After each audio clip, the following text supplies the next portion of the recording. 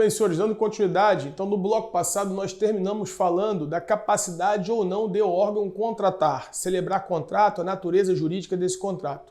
Vamos avançar ainda em contrato de gestão, que é o 37, parágrafo 8º, para falar de um outro tema, mas nesse campo semântico, que é o que a doutrina chama de contrato de gestão endógeno e contrato de gestão exógeno. Então, contrato de gestão endógeno versus contrato de gestão exógeno. O que seria isso, se cair na sua prova? Para o seguinte, nos primeiros blocos, na primeira aula, eu disse que o Estado ele se divide, segundo a doutrina, em primeiro setor, segundo setor e terceiro setor. O primeiro setor seria formado pela administração direta mais indireta. O segundo setor pelo mercado, que seriam as concessionárias e permissionárias de serviço público. E o terceiro setor é formado por particulares em colaboração com o Estado. Sistema S, Sistema OS, Sistema OCIP. Ora, disse que o Sistema S, OS, OCIP, a OS e OCIP, por exemplo, são pessoas jurídicas de direito privado sem fins lucrativos. E são regidos por uma determinada lei. Então, qual seria aqui a lei da OS? A Lei 9637 de 98. Então, eu vou ter aqui uma associação civil, uma fundação privada, que pelo direito civil são pessoas jurídicas sem fins lucrativos, que vão desempenhar determinada atividade na qual o Estado tem interesse. Proteção ao meio ambiente, saúde, educação. E o Estado, então, vai fomentar o desempenho dessa atividade, diminuindo o tamanho do Estado, dentro de uma política de Estado neoliberal, Estado mínimo ou Estado gerencial. Eu expliquei isso nos primeiros blocos. Ora, então, uma OS, o artigo 5º dessa lei vai dizer o seguinte, que uma OS é uma fundação civil ou uma associação civil sem fins lucrativos que vai atuar, por exemplo, na área de educação, na área de saúde, na área de ressocialização do preso. E o Estado, para diminuir o seu tamanho, extingue um órgão e transfere o desempenho dessa atividade para aquela pessoa jurídica, transferindo para ela recursos públicos, pessoal e cessão de bem público. Mas para isso, entre essas duas, entre o Estado, o ente e essa entidade sem fins lucrativos, deve ter um acordo. Este acordo, o artigo 5º desta lei, chamou de contrato de gestão. Então, se você abrir o artigo 5º da Lei 9637 de 98, que é a lei da OS, você vai ver que para essa fundação privada ou associação civil receber incentivos do poder público, ela deve celebrar com o poder público um acordo de cooperação. E esse acordo, a lei chamou de contrato de gestão. Só que uma OS, repare, ela não integra a administração direta nem indireta. A OS está no terceiro setor, então a OS está fora. Fora, senhores, é aquilo que é exógeno. Então a doutrina vai dizer que o contrato de gestão exógeno é o do artigo 5º da Lei 9637 de 98, fazendo alusão aqui à organização social. É um instrumento jurídico para que essa pessoa sem fins lucrativos, associação civil, fundação privada, celebre com o Estado esse acordo, essa cooperação para prestar um determinado serviço no qual o Estado delega para ela poderes para fazê-lo na área, por exemplo, social. Então é o contrato de gestão exógeno. E por que é exógeno? Se ele perguntar na prova. Porque é um contrato de gestão que não está sendo celebrado na administração direta nem indireta. Ou seja, com alguém que está fora do Estado, alguém que está exógeno ao Estado. Por isso a doutrina deu o nome de contrato de gestão exógeno. E o endógeno? Ora, se o exógeno é o que está fora, o endógeno, senhores, é o que está dentro. Então o que está dentro que a gente acabou de ver, ouviu no bloco passado? 37, parágrafo 8º. O 37, parágrafo 8º era uma situação que a União se desconcentrava em Presidência da República, se desconcentrava em Ministério da Justiça, se desconcentrava em Departamento de Polícia Federal. E o Departamento de Polícia Federal celebraria com a União, segundo o 37, parágrafo 8º, um contrato de gestão. O Departamento de Polícia Federal está dentro da União, é um órgão da União. Se é um órgão da União, esse contrato de gestão, a doutrina passou a chamar de contrato de gestão endógeno. Então, o 37, parágrafo 8º, traria o contrato de gestão endógeno, porque é celebrado com alguém que está dentro. André, mesmo que seja com uma autarquia, como o 37, parágrafo 8º admite, né? Porque o parágrafo 8º diz que a autonomia gerencial, orçamentária e financeira dos órgãos e entidades da administração direta ou indireta. Então, vamos ver mais à frente que uma entidade da administração direta, como por exemplo uma autarquia, pode celebrar esse contrato de gestão. E essa autarquia passaria, eu falo muito rápido, às vezes o pensamento sai mais rápido que a fala, né? E eu acabo me enrolando, mas aí, ó, tá vendo? Você já deve estar acostumado. Então, repare, uma autarquia, quando ela celebra o contrato de gestão, ela se transforma em agência executiva. Então, uma das características da agência executiva, que é uma espécie de agência reguladora, que é uma espécie de autarquia, melhor dizendo, ela é a autarquia, autarquia ou fundação pública, que celebrou com um ente político o contrato de gestão do 37 para 8º, recebendo uma qualificação de agência executiva. Então, senhores, cuidado, porque aqui, mesmo que seja com uma autarquia, também é endógeno. Porque uma autarquia está onde? Está na administração pública indireta. E estando na administração indireta, está dentro do Estado.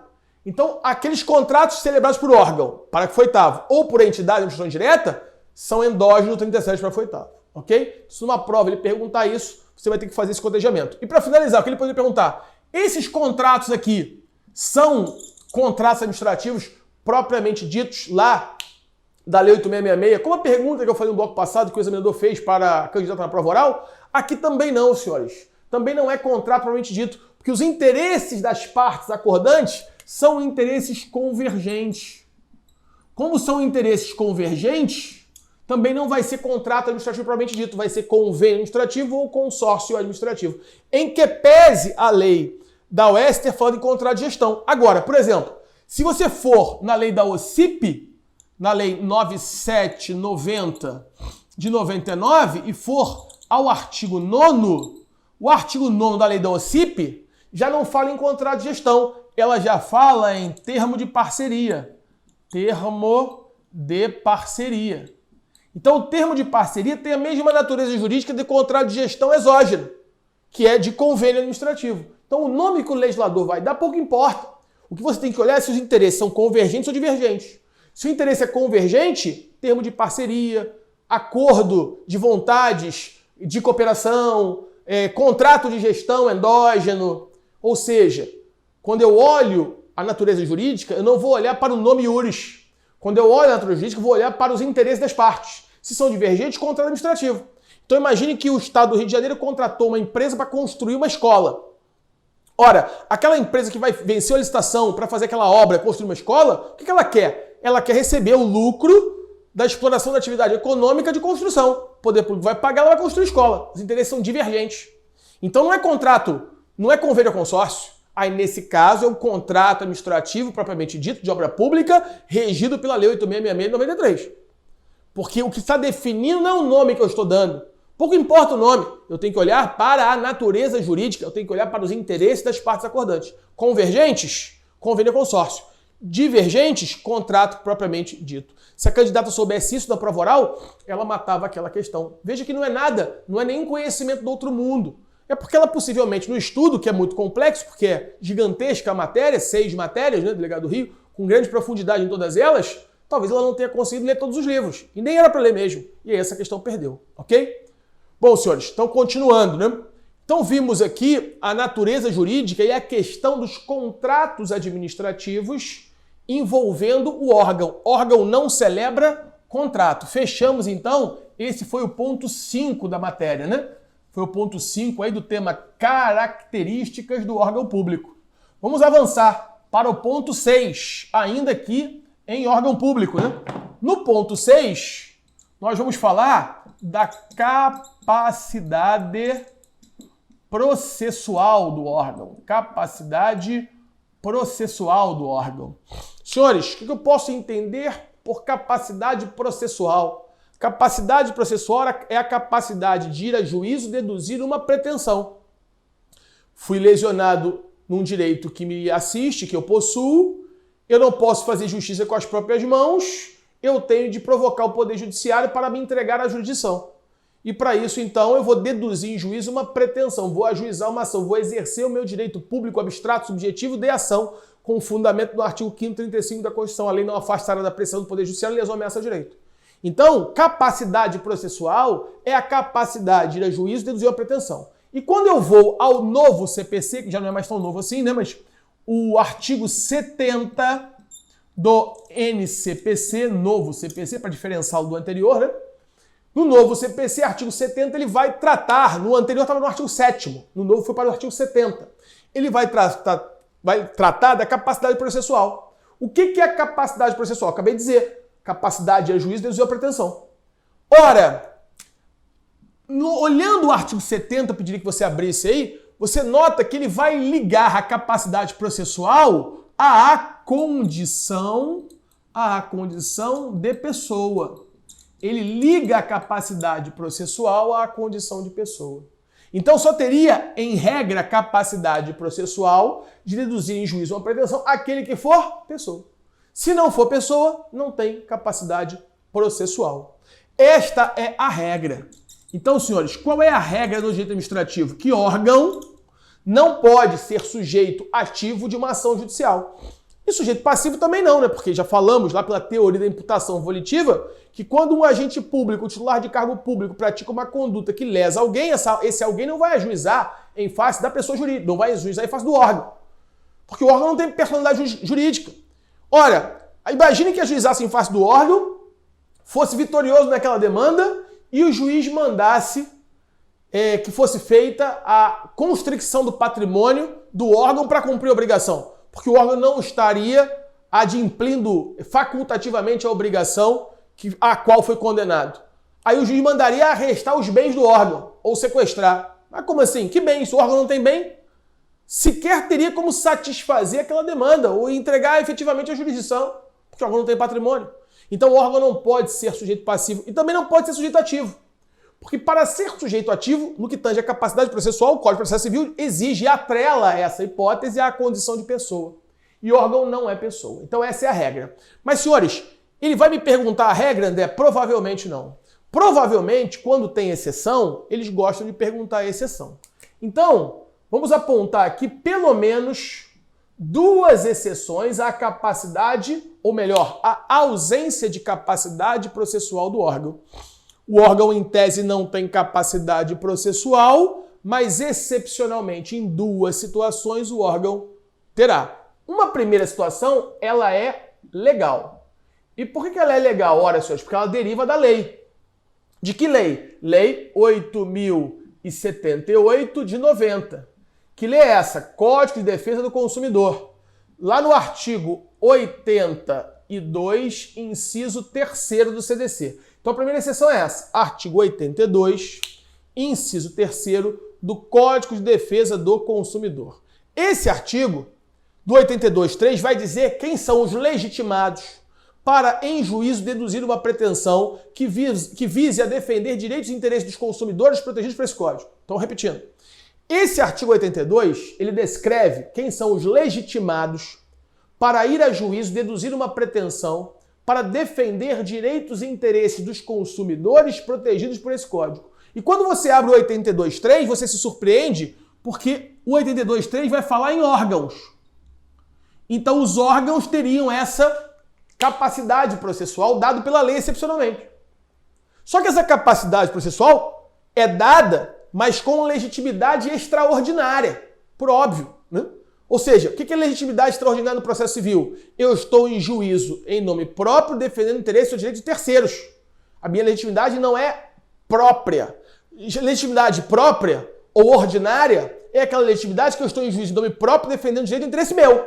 Legitimidade ordinária, processo civil. Legitimidade extraordinária, eu estou em nome próprio, em juízo, indo a juízo em nome próprio, defender direito ou interesse de terceiros. Quem seriam os terceiros aqui? Os consumidores. É o caso em que há uma desconexão entre o titular do direito material e o titular do direito processual. A gente sabe em processo civil que quando a legitimidade é ordinária, há uma coincidência de legitimados. Ou seja, o legitimado do direito material é o mesmo legitimado do direito processual. Quando isso acontece, a legitimidade do processo civil chama-se ordinária. Quando há um descompasso entre o titular do direito material e o titular da ação do direito processual, aí a legitimidade é extraordinária. Aqui é um descompasso. Porque o titular do direito material, da relação jurídica de direito material, é o consumidor que foi violado. Só que o titular aqui não é ele nesse caso. O titular aqui nesse caso é o órgão. Então o órgão é o titular do direito processual, do direito de ação. E o consumidor é titular do direito material que foi violado em juízo. Que foi violado no caso concreto, melhor dizendo. Então, como há um descompasso entre os titulares do direito material e o titular do direito processual, essa legitimidade é extraordinária. Então o órgão poderia ir a juízo excepcionalmente. Aí a lei fala assim, ó, se você abrir o 82.3, você está lendo que ela diz assim, ainda que sem personalidade jurídica própria. Então note que o legislador reconhece que o órgão não tem personalidade jurídica. O legislador reconhece, olha, ele não é pessoa, mas ainda assim eu, lei, estou dando a este órgão, neste caso concreto, legislação extraordinária, a possibilidade de o juiz defender pretensões que envolvam os consumidores. Então não há dúvida também de que esse 82.3 é uma exceção ao 70 do CPC. É o 70 do CPC sendo excepcionado pelo 82.3. Aí imagine você fazendo uma questão dessa em prova, e ele perguntando, senhores, candidato, nesse caso, legislação ordinária ou extraordinária? Explique. Mas peraí, seu examinador, isso é processo civil. E eu não estudei processo civil, não quero minha prova. Mas se vira, você é forma de direito? Responde agora. Então cuidado, por isso que eu estou tendo cuidado de aprofundar o tema para mostrar a você que pode não ser tão simples. Ah, isso aqui é muito difícil no processo civil? Não, é um conceito básico de processo civil. Só que a maioria dos alunos é mal preparado. Ele mal sabe a matéria da prova dele, vai saber da outra. Né? E aí, infelizmente, salvo o candidato que está estudando para outros concursos, magistratura, MP, defensoria, que cai processo civil, e existem alguns que fazem delegado também, né? Mas a maioria que estuda só para delegado não estuda processo civil. E a base é muito fraca da graduação, na maioria dos casos, né? Óbvio que tem exceções. Mas ele acaba sendo pego numa questão que envolve o processo civil e nada tem a ver com o administrativo, mas pode cair uma banca administrativa. É isso que eu queria chamar a sua atenção, ok? Então, essa é a primeira exceção. Órgão não tem capacidade processual, mas de acordo com a lei, é uma exceção iuris, é uma exceção legal, eu poderia excepcionalmente admitir desde que fosse legislação extraordinária. Exemplo, PROCON. PROCON é um exemplo, órgão. Órgão que pode ir a juiz deduzir pretensões envolvendo o direito do consumidor, ok? A segunda exceção, senhores, é uma exceção doutrinária. A segunda exceção é doutrina. Doutrina, ok?